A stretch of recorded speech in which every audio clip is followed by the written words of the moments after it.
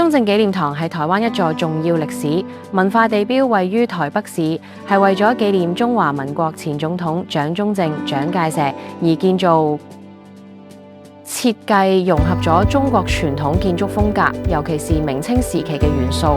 屋頂為藍色琉璃瓦，象徵住蔣中正嘅政治理念。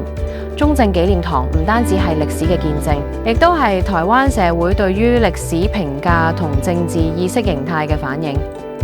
紀念堂內設有蔣中正嘅雕像以及相關文物展覽，介紹其生平同歷史背景，又定期舉辦各種文化活動、音樂會同埋展覽，吸引咗眾多遊客同學者前嚟參觀。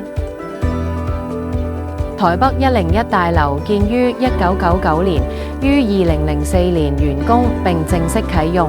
設計由美國建築師事務所 CY Lee Partners 主導，靈感來自於中國傳統建築嘅元素，竹樹象徵蓬勃向上嘅生長。大樓高508米，共101層，係當時世界上最高嘅建築。直到2010年被杜拜嘅哈利法塔超越。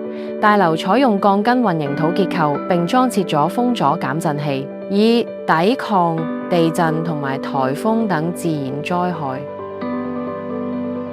每年跨年夜，台北101會舉辦盛大嘅煙火 show， 吸引大量旅客前嚟，成為全球矚目嘅焦點之一。